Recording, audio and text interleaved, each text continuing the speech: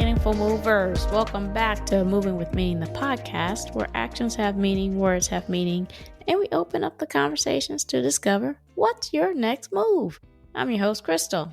In today's episode, it's all about courage, and there's no better time than the present. But you know how we do it here. We need to set that theme, so let's go ahead and do that. The word of the day is association. Sure, this is a common connection or link between people with a similar goal or purpose, but let's specify the group and give some context to the goal. Then we get a common link between someone and an event or series of events that shape how we have come to a similar purpose. That's it right there, the events. Do you feel yourself begin to wonder why you feel a certain way about yourself, or why a word or thought triggers this curiosity only for you to push it away for fear? Of what though? What are we scared of that causes us to do everything but say the words? Stare down that demon or shine a bit of light into the shadow. What do you say? Let's find that out. That's enough of me talking. How about we introduce our guest? And there's no one better to do that than herself. Jen, why don't you give the people a bit of background about yourself and what you are going to share with us today? Sure. Thank you so much for having me on the show. I'm Jen Ginty, and I am a single mom. I have 2 teenage boys, and I live with complex PTSD and major depressive disorder from childhood trauma. Throughout my time in my healing journey, I created a doll, help kids to better understand emotions and how they can better cope with my doll named Moody. Awesome. Well, but before we get to that doll, because I think that was a byproduct or inspiration that came out of a journey, tell me about the early days. How did that go about for you? Sure. So back when I was a child, I was living in a very traumatic setting. My abuser was my father, and my brothers and I went through a lot with him. Eventually, the abuse came out. Then we worked to put our father in prison for what he had done, which caused a whole lot of other traumas throughout my teenage years. And with all of that going on, I started to develop this idea of not yet, this idea that I can put off working on my healing because there are so many other things going on in my life. I pushed off my healing for so long until my brain literally told me right now is when you have to deal with your trauma and begin your healing journey. Oh my God. That's so true. Okay, I'm going to make this analogy. Sure. Just not nearly as intense as what you went through. I remember being at work with an individual. He had worked for me and he had to do an assignment. He was like, you know how you're sitting around the house and there's something that you need to do, but you find all these other things to do so that you don't have to do that. And I was like, no, tell me what you mean. He was like, well, the floor needs vacuuming. So I went and vacuumed the floor. Then I was like, oh, maybe I need to clean the fridge out. So I went and did that. So I was doing all these other things to get away from doing what I needed to do because I just did not want to do that. So, that makes so much sense. And I apply that to a professional context because we do it in our daily lives and we don't even realize it. Oh, all the time. All the time. Yeah. I see it in other people. I see it in my children.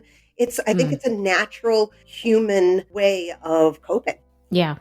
100% agree. Well, how is your relationship with your brothers? They're good. So they're 2 older brothers. And I saw the middle yesterday, had great time talking. Whenever we see each other, it's great because we had this journey together that really bonded us. And, even if we don't see each other or speak for a couple of weeks, it's still there. As soon as we see each other, we connect on this kind of other level than other people. I think people can actually feel it in the room as well sometimes because we know about each other. We know what we've been through. we can really talk to each other candidly about what's happening in our lives without having to try to sugarcoat it so that other people don't feel uncomfortable. And that's another big thing about reasons for why I do what I do, is because we're told at a young age and throughout our lives that we don't want to make other people uncomfortable with our emotions. When we're young, parents may say, don't be an angry child.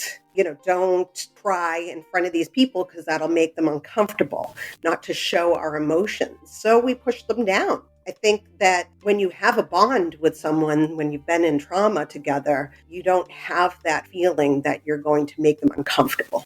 Yeah. And that's a success story in its own, despite anything else that comes after. It's something that's actually very beautiful. I think that is great that you guys have that safe space between each other and that comfort zone where if I needed to pick up the phone and talk about specifically what happened or whatever else, I have someone that's going to understand me, someone that's going to listen. There's no judgment. It's what it is. So kudos to you two, you guys, you three, not two, you threes. Yeah. And it also helps that, he's a success story in himself. He became a psychologist and he treats people with PTSD. He works with vets who have had trauma. So, he went into his own direction of mental health as well. Lessons on top of lessons. Tell me about this. The not now delay.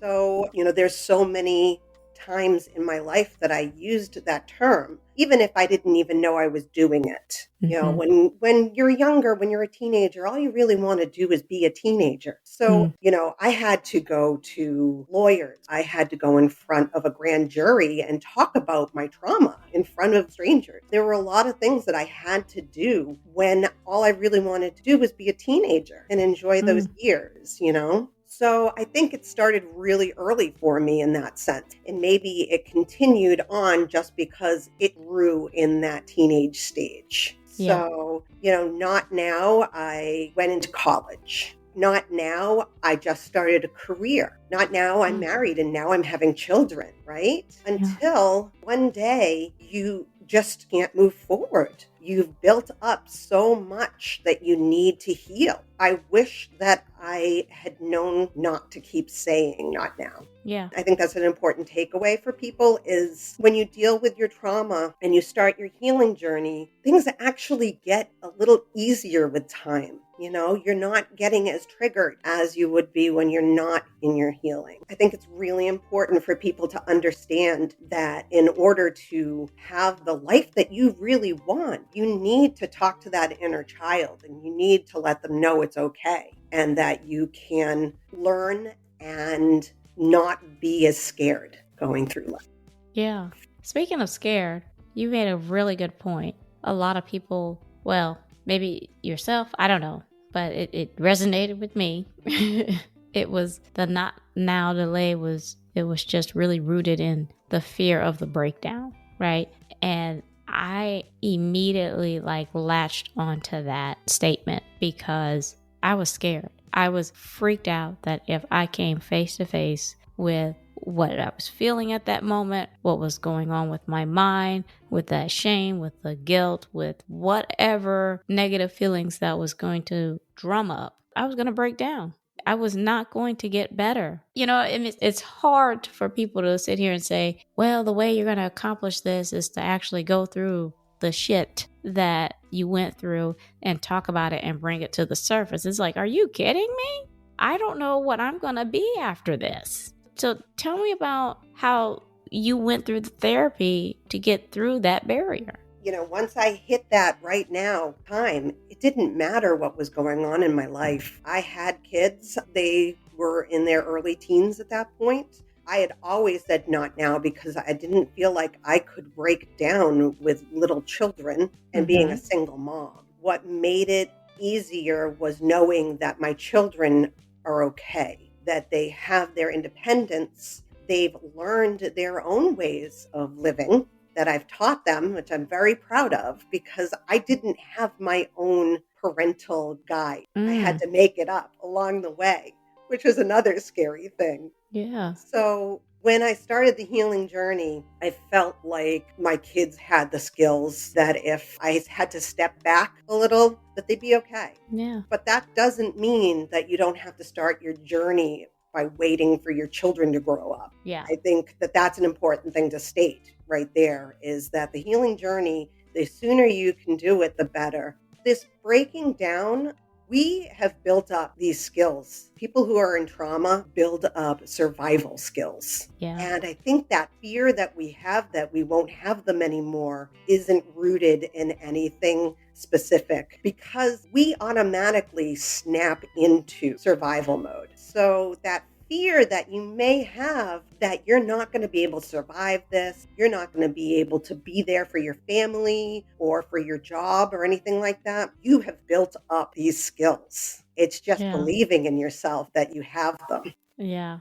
It's that self-trust, right? It's just Right. giving yourself that grace and the accolades, like the pat on the back, like, I got this. I got this. And it's time to take care of me. So that's a very good point of just resilience. So what was the moment that hit you where you were like, you know what? It's Jen's time. What was that moment like for you? Well, it was actually after another kind of traumatic event. So I owned a women's boutique in my town and I had to close it.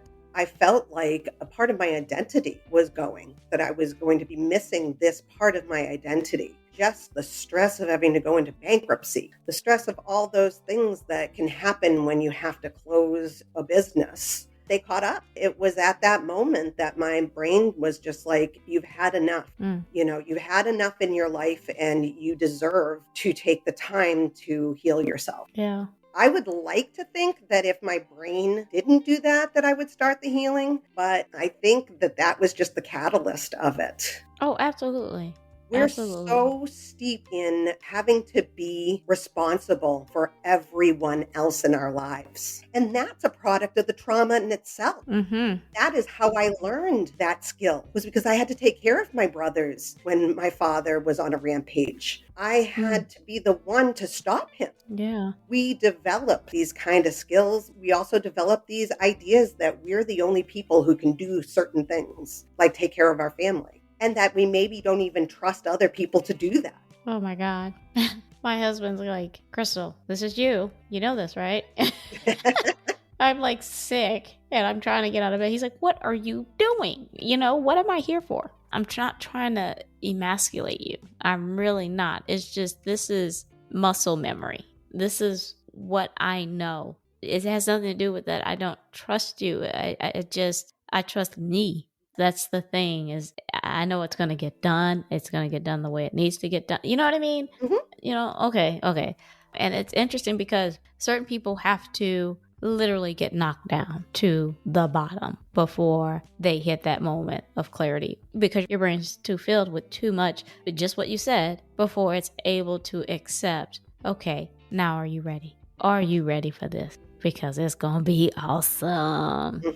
So yeah, that you make a great point. And it's interesting. I was just talking the other day with someone about trust and intuition, which was just really interesting because I don't have a lot of trust for others. And I don't really think I had a lot of trust in myself because I was told whatever I was doing was wrong, or any intuition that I may actually have doing it could cause harm. So trust and intuition became quite an interesting kind of mix. Like, I had to learn to trust myself because I didn't trust anyone, right? Yeah. It was really hard, but I did. I do trust my intuition more now because I've been healing. Yeah. I believe in my first ideas, the first things that pop into my head. Before, I was constantly just saying, should I be trusting that? Should I do what is in my head that I think is right? Because when you're in trauma or you're in a situation that's traumatic, when you're, like childhood, you're taught that trusting your intuition could get you hurt because you had no idea what was on your abuser's mind. Yeah, you're right.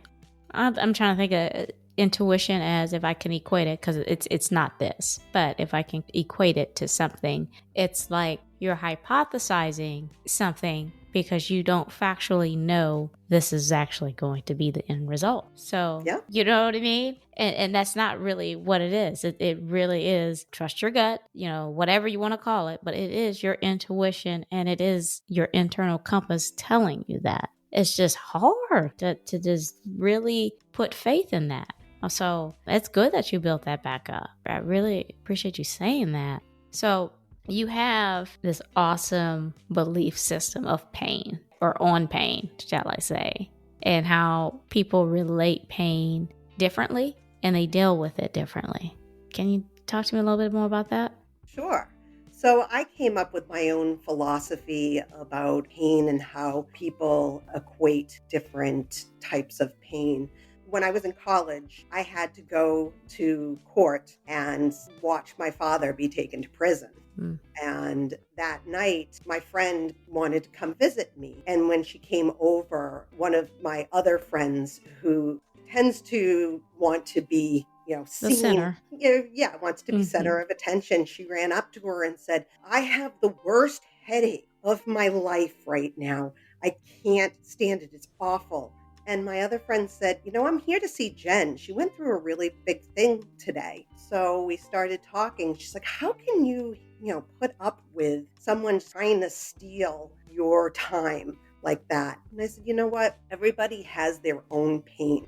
We all equate our pain in different ways. Her pain of having a really bad headache may be the biggest pain that she's felt.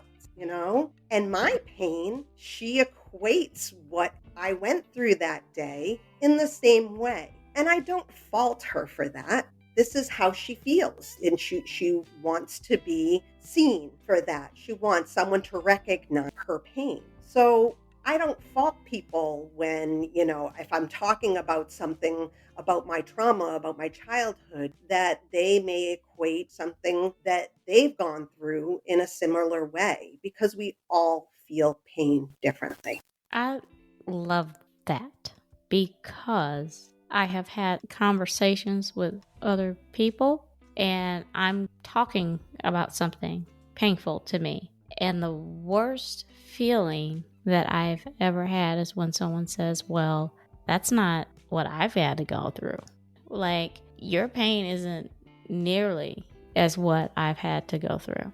I'm immediately like, okay, I need to get off this phone because, this is triggering me to be angry at the fact that we're now comparing each other's pain, each other's lives, each other's childhood. We're not understanding that at this time, I don't need to be compared to what you've gone through. I really don't. I am fully aware of your pain. But if I can't find a safe person to speak to that is going to constantly compare what I'm going through to their life situations, because the thing is, you don't know why I'm coming to you for the advice that you can give to me to help me get through my day, to get me through whatever it is that I'm going through. And so for people who have had, worse pain, if you will, they have a certain innate power within themselves to actually provide healing to others who need it. And I think that's an incredibly strong message for folks who may feel resentful because, hey, I grew up in a single parent household. You didn't. So what are you complaining about? You know what I mean? And all these other things. I really commend you for having such a level of understanding because, like you said, you had to build that up yourself. You didn't get taught that. That wasn't like a value or a fundamental or something like that you grew up with. Am I correct? Is that a correct assessment? Okay. Yeah. So I think that is phenomenal. You also mentioned shame. You define shame. You're like, okay, this is the general definition of shame. But you also break shame down, I think, in such a very intellectual way. Something so insightful. Can you tell me a little bit about the general definition of shame and then kind of how you talk about toxic shame and DBT and all that kind of stuff? Absolutely. This is one of my favorite topics, honestly. Great.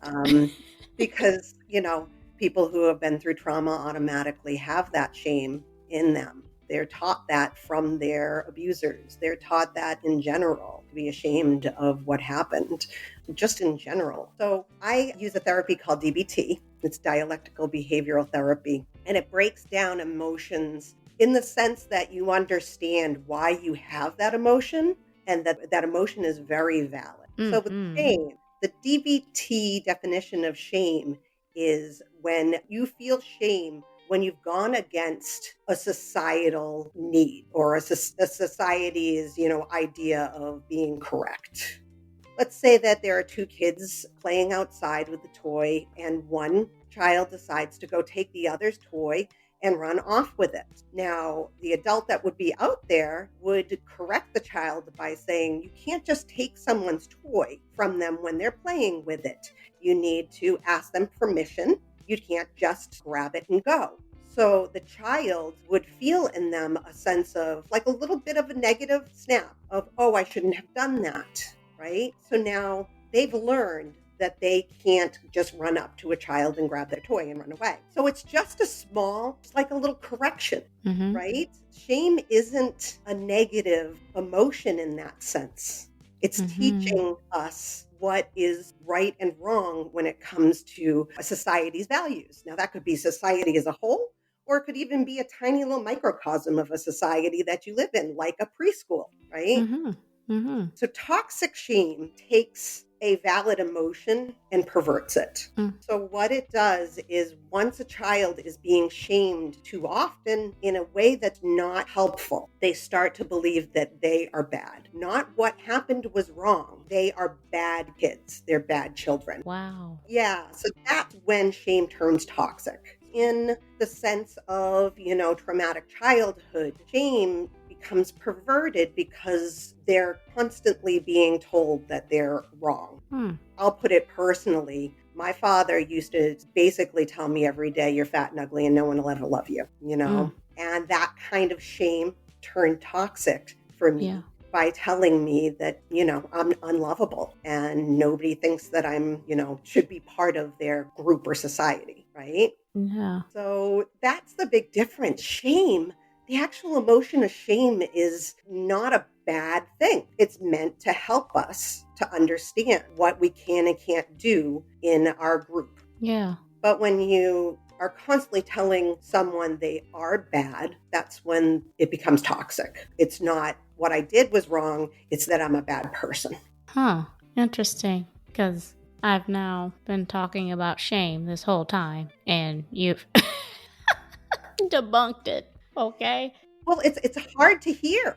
Honestly, Yeah. It really is, isn't it? It's hard to hear. It's like shame is supposed to happen, right? You think shame's a negative emotion. We're not supposed to feel that. What you've been feeling all along is the toxic shame of it. Yeah. Not just regular old shame. Interesting. Before I get to your doll, I wanted to ask this question because I want to end on a good note. You were not raised in a single parent household. No.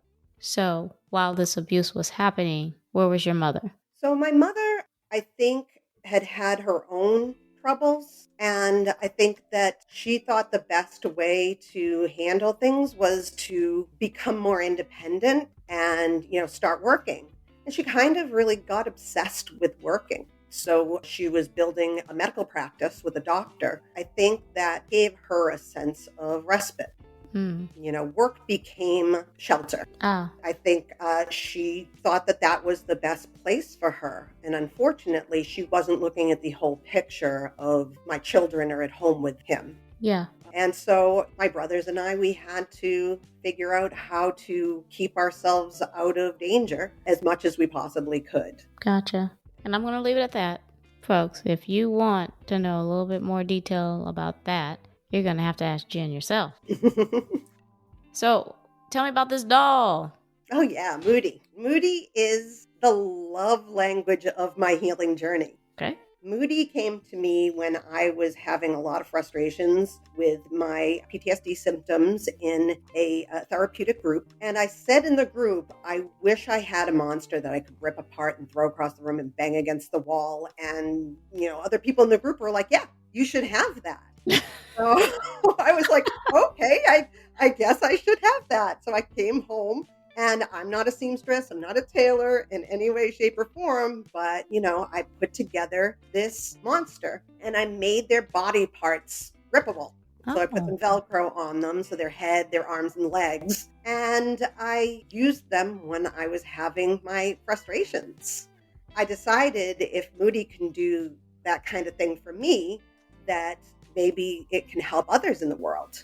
So I yeah. started reaching out to the SBA, to SCORE, that kind of place. And one of the SCORE mentors there had said, you know what, you really should try out for an accelerator, an entrepreneurial accelerator program. And I got in and it was amazing. And it was during COVID. So it was like the whole summer I was working on this business. So Moody went into testing after prototyping, and I'm telling you, Moody has been helping families to better communicate their emotions with each other. Moody can be used by children to get those frustrations out, those physical frustrations, in a healthy way. And then when they're done, they can sit down with a parent or a caregiver, whoever they may be with, and talk about what happened and what they can do next time to better help. Maybe there's a coping skill that they might be able to use next time, which will make the emotions feel less upsetting.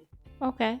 And psychologists have So, yeah. looked at this and it's been vetted. Yep. And So all that. I've had testing with therapists, with teachers, and with families. And therapists have found that communication between the kiddos that they work with and their families, they've been able to get them to talk in sessions, and that the therapists absolutely love it for the adults. Yeah. They kind of use it as a communication tool. If they need to have a tough conversation with someone, the therapist is having them have it with Moody. Yeah. So kind of gives them something to talk to. And teachers are finding that when kids need some time away, they need to get some of that pent up energy out, that going to the safe space in where Moody is, that they can get that out and play with Moody and then come back to the class when they're ready.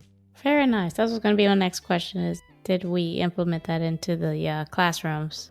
Is that what you're on? You're on that mission to kind of get Moody implemented into the various parts of societies where children are needed, maybe in the foster care system or social services, things like that. So one of the things that I have pledged to do is to give a percentage of the dolls that I order to first responders, social workers, and hospitals for kids that are in traumatic events. Yeah. A kid who's been in a house fire, or, a child going into foster care, or a child having cancer treatments. Yeah. That they can have their own Moody to manage that time that they're going through that they have a buddy. Wow. Well, I tell you what, that certainly beats the mood ring. I can tell you that. This has been very good. Very good. I really learned a lot from this interview. And I thank you so much for just asking to come onto the show. And I'm even more blessed to have you. So, Jen, do you have any golden nuggets to add that ketchup just to recap? Yes, I have a very big nugget. For people who are on their healing journeys, healing is never linear. When you're on your healing journey, there is going to be a roller coaster ride that you're on, and that's okay. Give yourself grace. You need to give yourself the grace to stand back. Hey, if you need to get under the covers for the rest of the day, do it, because the next day is going to be better. We're not walking a straight path here when we're healing. We're on that roller coaster ride. Some days are going to be phenomenal and other days are going to be extremely hard. But hold on, keep going. It's so important to tell yourself that you are important, that you are a necessary person in your own life and in the lives of the people who love you. Never give up hope. You can heal. Well, on that note, that's the episode today. Are you hyper-focused on keeping your eyes forward? Do you find yourself glancing behind you every now and then? Feels like someone is following you, doesn't it? Leaving shame unconfronted can be a lot like that. Toxic shame, that is. This reminds me of Superman. He's always holding back his full power out of fear he would hurt those he protects. Do you feel that way? Are you making excuses to delay or replace? That's why I appreciate Jen sharing her story of her abuse, her fortitude, and still with all of that, compassion. I ask you to drop the armor and explore some past events that may be keeping you hostage or feeling like you are running a never-ending race. It's time to stop and take a rest. You deserve it. You may just realize that the armor you let go of was just weighing you down. Even if you have conquered your fears and are living in life where waking up each day is plenty, I want to hear how you went about not holding on to not yet. I love it all, and so will someone else. Before I let you go, Jen, why don't you go ahead and remind the people who you are, where they can find your resources, or reach out to you. Absolutely. So you can find me at my website at www.mymoodymonster.com, all one word. You can reach out to me at jen@moodymonster.com. I'm on the social medias, Instagram, Facebook, TikTok. You can find me all there at mymoodymonster.com. And also you can go to my YouTube channel where I do Moody Talks every month. I pick an emotion of the month and I talk about coping skills that you can use based on the DBT skills that I've learned and have worked really well for me. Fantastic. Talk about a go-getter. All right. Well, I'll make sure to include all of Jen's resources and connections in the episode description, as well as on my website's resources page, movingwithmeaning.com. Make sure you guys subscribe to the show, Moving with Meaning the podcast, and tap that alert bell so you know when these episodes drop. I am on Apple Podcasts, Amazon Music, Spotify, and YouTube Music. Please share, like, repost, and follow. Tag someone. We are creating a community. Quick housekeeping before you go. Follow me on Instagram at movingwithmeaning82. Also connect with me on LinkedIn. I do dabble in TikTok at Krystal B. Clark. My YouTube channel is up. Kindly run over there and have a look or two. Links are in the episode. Alrighty. I'm Krystal on Moving with Meaning the podcast, reminding you to take it one step at a time. All moves have meaning. Check y'all later.